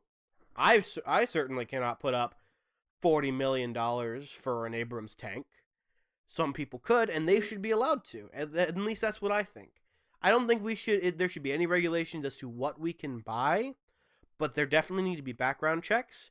There need to be like I don't even know about registrations. Like maybe some things like military grade tanks and aircraft definitely should be registered, but like assault rifles and like MKs and pistols and stuff like that, I don't think they should need to be registered to the government, because once you register that gun, it makes it easier for a future government to come in and confiscate every gun in the country.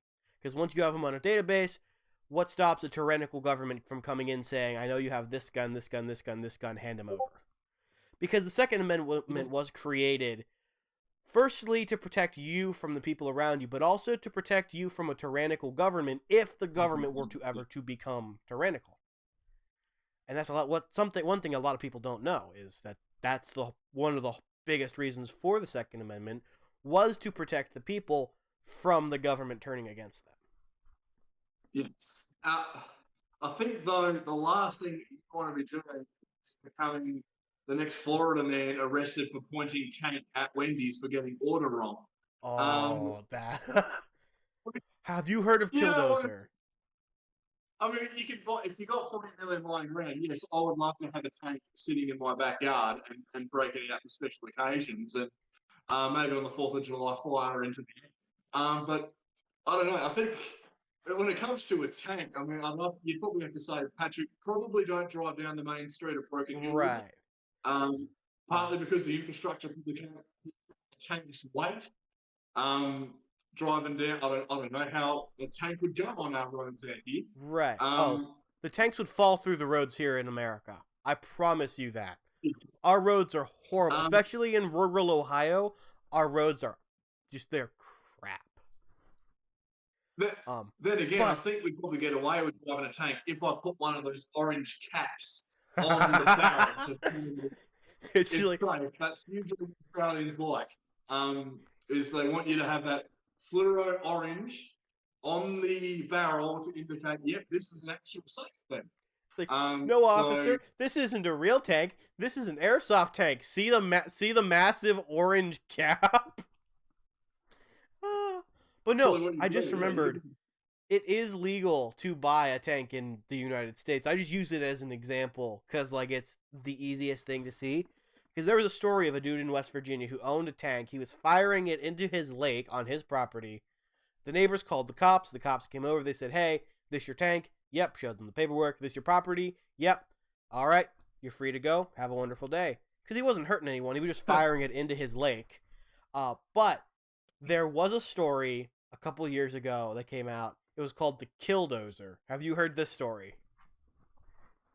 Oh, yes. I've heard a gentleman of mine who works for the local bank very vaguely, but I'm aware that this person drove through. Did he drive it into a building with it or something? Yes, so he outfitted a bulldozer with like bulletproof armor and all this like really high, like this really dense armor, and he drove through I think it was a business complex, of because like these people. I think they were trying to tear down his house to build like something, and so he had had Yeah. enough. He just started bulldozing this businessman's like all of his buildings and stuff as retribution. And finally, he bulldozes one building, and there was a basement, and the killdozer fell into the basement, and unfortunately, the driver of the killdozer died in the killdozer in this basement. But it's still probably one of my favorite stories because it's just this blue collar guy who's getting walked all over by the system, who just decides one day he's like, you know what? Screw them. I'm gonna build a bulldozer that can destroy everything that they know. And it's like, you could have gone about it a different way, but by golly, is that American? And so the Killdozer sounds like something you'd probably be able to construct in the upcoming Far Cry 6 if you get a chance to play it. Oh my god, I can't wait for Far Cry Killdozer. 6. Um, yeah, no, I'll be probably taking a few sick days that the day that comes out. Um, no, but ultimately in obviously another geography lesson about Australia, we have a state called Queensland. They're okay with gel blasters. Obviously, not other firearms. Everything, all firearms across Australia are not very well received, but gel blasters in Queensland, they're they're accepted. They're accepted in controlled circumstances. The government there understands that a lot of the time it is a recreational thing, and if used in the proper environment, say yep, go ahead. It's a very good industry. A lot of people have fun with it. They socialise. A lot of these kids come together at these meetings and gatherings and skirmishes, and they actually make friends, and it's a way of socialising for them. So I see the benefit of having it like that. And I've seen photos of what they do. This bloke who has old military vehicles, and they do these skirmishes on his compound, and he drives these old decommissioned artillery. I think they have an active. I don't think they have. They're not active tanks. But they Right. can drive around them. So that's all accepted. The media once did a story on it, and they did the story in the way they framed it. It didn't make it look like it was a well received thing because they barely gave the guys who play it a chance to comment on the benefits of it. They more got locals and police to show their concern, which I was annoyed because as a journo, you've got to give. Right. Um, so I I find it funny because I mean they weren't operating with killdozers, they weren't firing tanks into lakes, but they did have their own sort of setups of old artillery, and they were driving them around. That's accepted, but in one state of Australia, but if in New South Wales and South Australia and Victoria, I don't think you get away there because they've all got their own individual state laws, like most states in America do, of course. But in Queensland, you can still operate a tank, but on a property, they're not driving it around on the streets. Right. So Right. it's one specific state in Australia that is okay with gel blasters, which is a step down from airsoft, which is a step down from beating guns, which is a step down. We're very coddled and cuddled here in Australia, mate. Right. We're very we're very protected, protected, very quelled, very quashed, very silenced, very over policed sometimes Right. when other things should be policed. So yeah, I'm as much as I love to buy a tank. I think it just wouldn't be a feasible investment in this state, at Right. least. It It'd be wouldn't a be a great, it'd be a feasible great thing. investment for anyone, really. Unless you're like a millionaire, it wouldn't be a feasible investment. But I'm gonna focus on a 1973 Dodge Charger. That is what I'm oh, focusing on. oh, That is it. But purely because Michael Weston drove it in Burn Notice.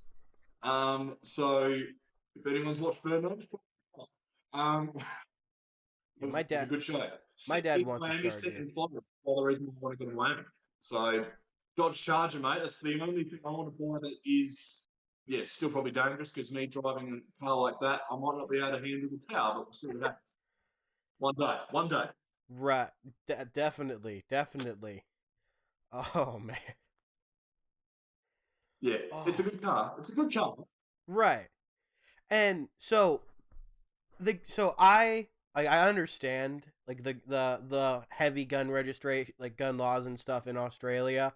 You guys did lose a war to emus with those guns, so actually twice. So it makes sense. Yeah. I'm kidding, by the way. I like to bring that up every chance I Well, get because I think it's hilarious. But we as Americans, and I'm 100% okay to admit this, we lost to a bunch of farmers in trees in Vietnam. So I mean, you did lose that's a to tough actual discussion. birds, but we lost to farmers and trees. So I think we're even on that sense. Um, but Um, it's just funny. I'd recommend to your listeners, yeah, Google the EU War, because that is, yeah, it's a fascinating little piece of Australian history. War. It's yeah, it's a slightly embarrassing story about the country, but also you will look back on it and have a read of it and go, what on earth are Australians doing sometimes? Um, yeah, so I highly recommend. That's a fun fact. Do Google the war. Absolutely. And definitely, I plan on doing a video on it one day for my channel as well. So you can always watch that when it comes out. Anyways, Mr. I look Patrick, forward. thank you so much for coming on the show. It is getting late out here in America, so I'm going to have to hop off. I would love to have you on the show again in the future. So, at any point you'd like to jump back on and talk just a little bit more about anything, really, just shoot me a text or I'll shoot you a text when I want to have you on next. I do have one question before you go, though. One request, really, it would be. Could we get a special race on one of your tracks solely for the show? Something I could play at the end of the show as like a little bit of a gift, I guess, to the viewing audience. Right. Yes, we can. All right. Okay. You can film that at any point So, today. That's absolute. It absolutely doesn't matter because this will go up in a couple weeks anyway. I don't want to rush you on that, so I just think it would be really cool to yeah, have a race we can show. we can most certainly do a race, Brian. What we will do is we will discuss what the names of the horses should be, All right. based purely out of this chat that we just had. So Oh. we need six horses. All We need right. six horses. What, two, three, four, five, and six. And I have many colours to choose from here. Okay. So Ooh. I'll start off first. So I'm gonna go. The chrome horse will be the Killdozer. The killdozer. Obviously. All right. So Killdozer is the silver horse. Okay, so All right. you gotta give us one now. Dark What green. are you ready? Dark green. The alligator. Oh, Wendy's alligator. What alligator? Sorry. Wendy's alligator. Like it's her alligator because he entered her establishment. Wendy's alligator. That's not bad. I will respond to you by giving you the. Oh, gee whiz. Can't even hold this thing. So that's 20. Right. That is the brown and orange horse. That's going to be called Emu War. Emu War. Oh well, if you're doing that, then I guess we're gonna have to do. Oh, let's go with a. You pick the color. We'll call it uh, Vietnam War. Little bit of a. Oh, jeez. Vietnam. Little bit Yeah, of okay. a loss on both sides. I don't really know. I don't really know what color you can go for because we didn't actually get the win over there. Like, oh, it's a debatable topic, I think. White, Um, white horse, because of the white flag. white horse. White horse. Right, so Emu War is going to have a mini showdown with Vietnam War. That'll be the subplot of this race, right? So we need Right. two more spots. So I'll fire back with So we've had the Killdozer, we've got Wendy's Alligator, we have Emu War, we have Vietnam War. So now, can't do anything Florida Man related because we've already missed Wendy's Alligator, and that's too good not to pass up. Right. Oh man, we could put Burnout sitting there, we could put Castles and Wacky Races in there. We can, I know what we do. For the sake of it, Anchors in the Sand will make its return. Ooh. All right. So he's got you there. Final Anchors horse. in the Sand. Final horse. Oh. Okay. Ball number 4. Final horse. Do you have a light brown? Yeah, well I do, yeah. Let's do light brown. We'll do it. We'll name that one Australia or Aussie. You know what? Stuff it. I'm going to give you the navy blue for our flag. All right. Yeah, you know your country better than I do. So, and you know what? We're not going to call it Aussie. We're going to call it Down Under. Down under. There we go. From Down Under. All right. So, don't forget, stick around just for a little bit longer and you'll get to see an exclusive horse race, plastic horse race, obviously, right here on this episode. As well as that, you're going to get to hear how you can make your own podcast using our sponsor, Anchor FM. Mr. Patrick, thank you so much for coming on the show. I hope to have you on in the future. Ryan, thank you. Time has flown. 12:30 in the afternoon here, which means 11 o'clock at night for you? Absolutely. Almost midnight. All right. So I joined us and the time difference. I'm actually technically coming to you from the future. So yeah, good night to you. Good afternoon from me. Thank you for having me on. First ever podcast experience. It has been fantastic to actually go on my first ever podcast, mate. I'm honored that I got the invite. Thank you. You're welcome. And you've got an open invite for any time in the future. And as for the audience, thank you guys. As for the audience, thank you guys so much for watching this episode. If you enjoyed, make sure you leave a like and leave a 5-star review wherever you get your podcasts. Make sure you go follow Mr. Patrick. Not even going to try to pronounce his last name because I will not get it. On his social medias, his TikTok, his Instagram, that'll all be linked down in the description. So will mine down in the description. You can follow my music channels down there, my TikTok, my brand new YouTube, and this podcast. And I hope to see you guys next week. Take care.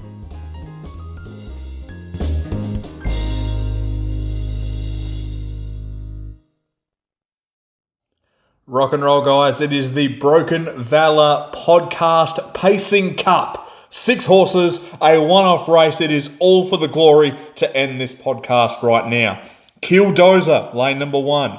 Wendy's Gator, lane number 2. Emu War, a classic piece of Australian history. Vietnam War, less said about that, the better. We have Anchors in the Sand, a classic horse who has built his name on the channel. And last but not least, we're coming from a land down under in the navy blue. Let's go racing. And they're off and racing, and a ripping start it was for Vietnam War, but look at Down Under. Men at work, we come from a land down under. Killdozer barging through. Killdozer and land down under. Killdozer's going to hold on and get it to Down Under. Emu War going to come in third. Vietnam War struggling. Coming home fast as Anchors in the Sand. Anchors in the Sand takes 4th. Vietnam will be 5th. And dead last, Wendy's Gator. I mean, hats off to Killdozer for the win.